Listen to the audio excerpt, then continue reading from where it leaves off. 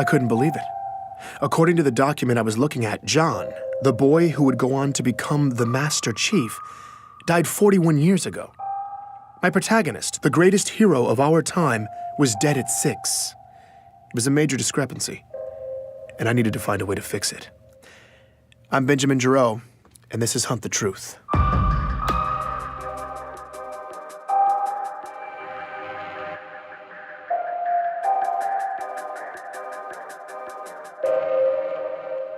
Continue to hold.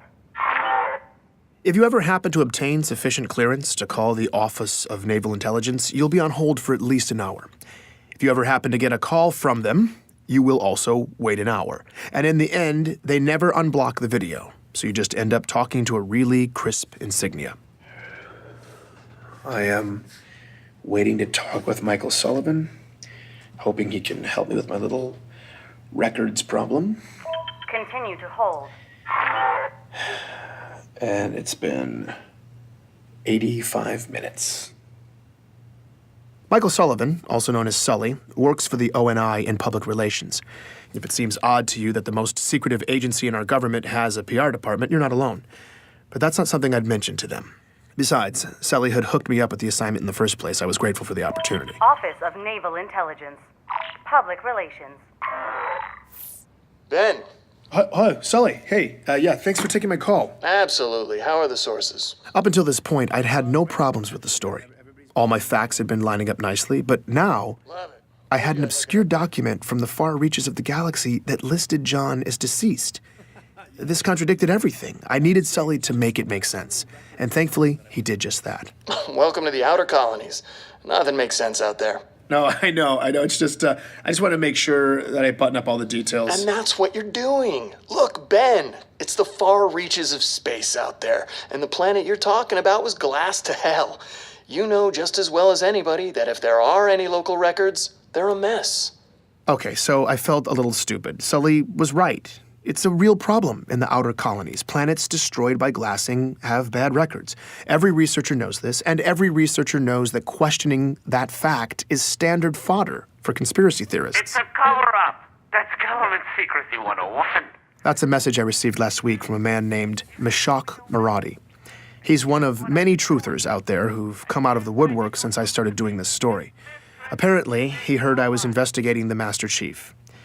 Meshach seems less ridiculous than most of the characters who've been filling up my inbox, but he's definitely been the most persistent. He's left me a message every day for the past 2 months.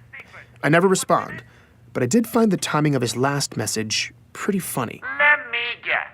The government is telling you that the records don't make sense because the planet was glassed, right? That's what they tell you. Technically, Meshach was right. That was what the government was telling me. But unfortunately for Meshach's theory, it was true. Glassed planets have bad records. John's childhood friend, Ellie Bloom, has dealt with this reality her whole life. I recalled what she'd said in her interview. I mean, it can be hard enough out here trying to do business between planets that haven't been glassed. There's so much upheaval. Keeping track of personal records, financial documents, medical records, it's a total crapshoot. In retrospect, I'd probably been asking for this kind of hiccup. Getting cute with the research, opening up a rat's nest of old paper records, and for what? All I dug up from slogging on my own was a few hazy kindergarten stories from Ellie and a nonsensical death record. But things were looking up. Sully had arranged a face-to-face interview with ONI Vice Admiral Gabriela Dvorak. That not only got me off-world, but it was on board the newest Autumn-class heavy cruiser, the UNSC Under the Breach. Got a private shuttle up, full luxury. They had me riding in style. When I came aboard, Dvorak even greeted me personally.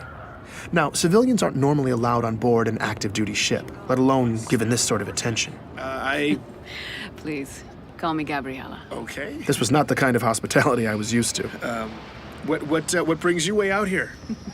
Work. She told me she was on a detachment and in the neighborhood. I guess I lucked out.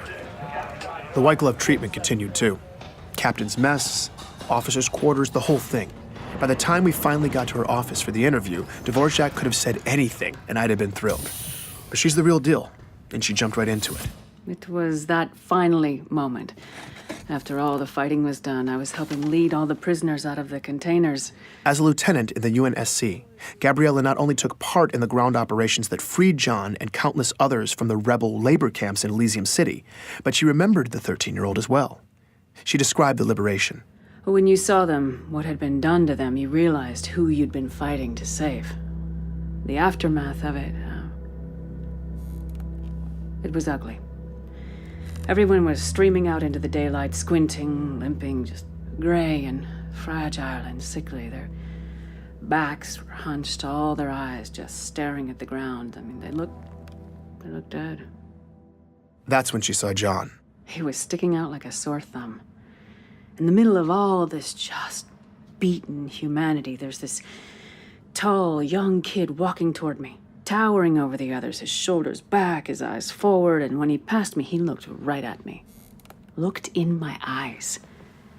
Yeah, I mean, that doesn't sound like much, but that eye contact coming from someone in that moment who'd been in that circumstance was shocking. He looked malnourished and dehydrated like everybody else, but he was so young. And whatever had broken all these people, it hadn't broken him. In the aftermath, Dvorak remained stationed in Elysium City, working in the refugee camps. From the first day, John stepped up to help Gabriella with her duties.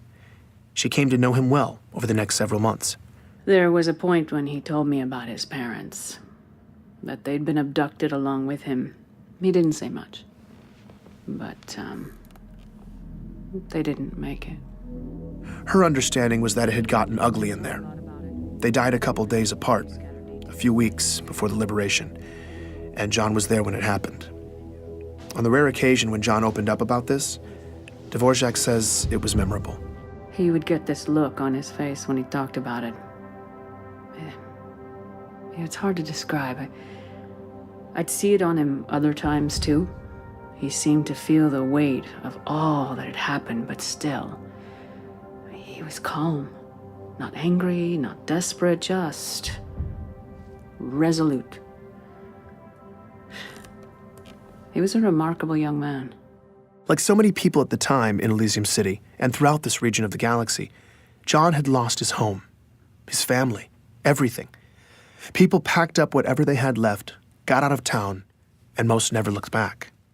But Dion Govender, John's boxing coach, said many of them found a way to get some measure of closure. Yeah, definitely. We all got separated and spread out across the planet and the colonies, but some of us were able to cobble together a list of names.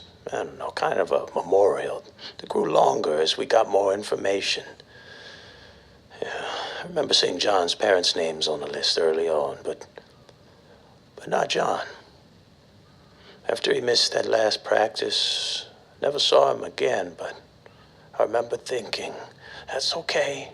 You know, as long as I never see his name on this list, that's okay. And I never did. His will to survive left an impression on then-Lieutenant Gabriella Dvorak as well. I think John just didn't want to be a victim anymore. I remember him telling me he was going to enlist. He said he was going to make a difference. I've never been more sure of another person than I was of him when he said that. Out of the chaos of war, from the rubble, a young John was able to forge a purpose for himself. A purpose that would drive him to become the hero the galaxy would one day need him to be. This is the kind of turn in a story that gives me patriotic goosebumps. I was feeling genuinely moved on my trip back home. When I got there, though, Ellie Bloom was going to ruin all that for me. Hey, I just wanted to follow up with you about your story. I'm really confused. Okay, what's... Remember how I said I was going to tell my friend Katrina about it? Katrina was that other girl in John's neighborhood, the third wheel in Ellie's childhood stories of playing with John. Ellie had moved off planet in 2517, but Katrina had stayed. She said that John was dead. He died when he was 6. Wait, what? What? John was perfectly healthy, but then he just started wasting away. At first they thought maybe it was some autoimmune thing, and then they thought it was something else, and then something else, and then meanwhile he's getting all these tests, but the doctors couldn't figure it out at all, and his parents were panicking. It sounded horrible. Then John died. Just like that. I had no idea what to make of this.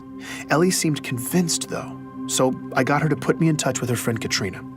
Katrina wouldn't let me record the interview, but this woman was adamant. I wanted to discount what she was saying, but she seemed to remember it so vividly, providing extensive detail, I couldn't ignore it. As far as this person was concerned, John was dead. Before I could even begin to wrap my head around that claim, though, here was the kicker from Katrina. John's parents were alive and well in Elysium City all the way up until Katrina left the planet in 2528, 4 years after their supposed death. She was wrong. She had to be thinking of someone else, or she was lying. Why would she lie, though? I had to admit she seemed pretty convincing, but it didn't make sense otherwise. I still thought I could fix the story, though. Make the pieces fit, make it make sense. But what I didn't realize was that this crack was only the beginning, and the whole ugly mess was about to split open. Please join me for the next episode of Hunt the Truth.